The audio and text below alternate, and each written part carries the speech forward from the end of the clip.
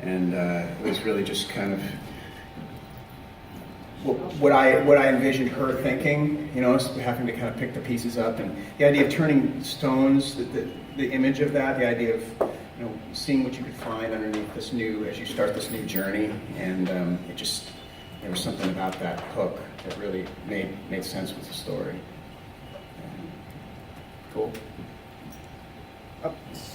So after Slash and Alter Bridge and the solo stuff, when you finally get home, what do you do to unwind? You detach from music? What do you like to do other than just, That's a great question. Because you're always so busy. You seem like Yeah. you're always doing something. Like, what do you like to do to kind of power you're down? done, yeah. It's hard because I love this. This is what makes me happy. But I generally kind of just hang around the house and try and do chores. I like doing stuff. Like I have when I get home, I'm gonna try and have this fence that I want to paint. Things like that are very therapeutic for me. And a lot of times song ideas, some of my favorite song ideas have come working in the lawn. Year of the Tiger being one. It's very relaxing. Yeah, it's very relaxing. I remember I was mowing my lawn about 8 years ago, and I don't do it anymore because I have these nasty grass allergies that we discovered, so I can't. I just turn and just. Yeah. But yeah, the Year of the Tiger hook happened while mowing the lawn. Awesome. So that's about it. What's the best part of working with both Mark and Slash? Like, what's their best? They're very different guitar players. Right. Yeah. So I mean, I think for me, anytime I get to collaborate with anyone, it's a good thing because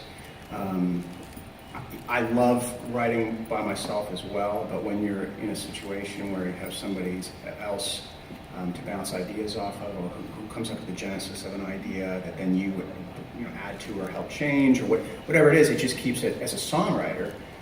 It keeps the whole process real fresh, and there's something about, and I discovered that working on this record, that it's when you're all by yourself writing, it's kind of lonely. It's kind of, but it's really difficult because you can't go, hey, what do you think of this? And then immediately, no, that's good or that's bad. So if you have an idea, you can spend weeks nurturing it and molding it, and then you get done and you're like, that sucked. I wasted 2 weeks of my life. What if I had a partner? They just, we just shut it down, or we did. So I would never ask who's better to work with, but they're both very different approaches. Yeah.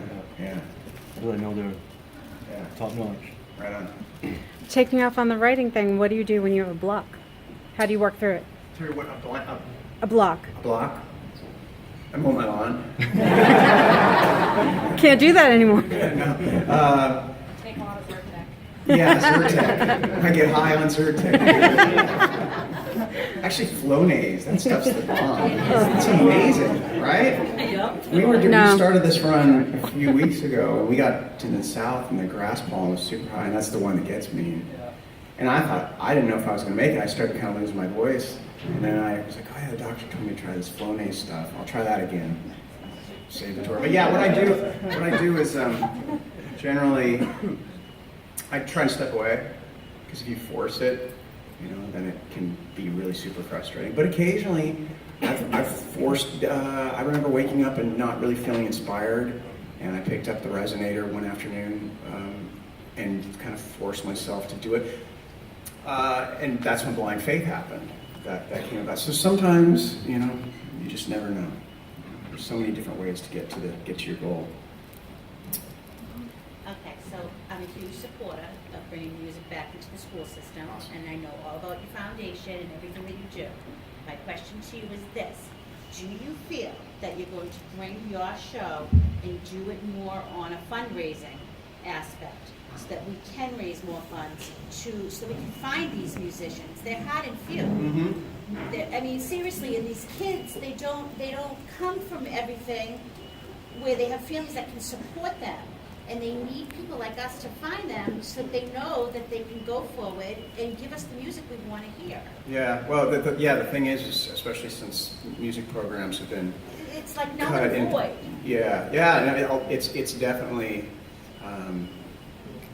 it's something that my wife and I feel strongly about, you know, that just because I know what it did for me. And I was really lucky that I had a mom who kind of forced me into it initially, and I'm glad she did. But yeah, we're doing what we can and trying to get the Future Song Foundation to evolve and grow. And Well, look for me, because I'm gonna be looking for you, because I'm gonna do something. all right, that's good. We And I need more. want you We to need come more and be like-minded my, people. like, person. We're Awesome. gonna raise money for these kids. Awesome, got to do it. I like it. Thank you, Mom. You got it. There's a super high harmony you do on a demo for nothing but an ace. Right.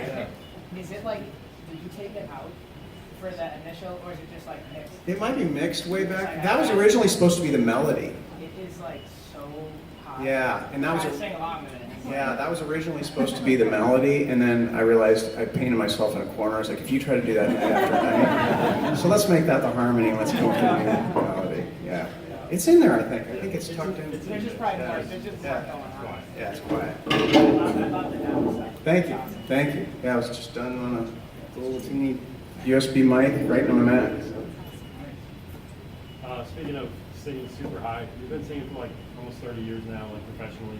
How do you keep your voice like as crisp and as like perfect as it is? Like, what are your techniques and what do you do to maintain it and not lose it like during times of like super strain? Sure. I mean, and it doesn't always do what I tell it to, and it's not always. I mean, hopefully tonight we're almost 3 weeks into the tour.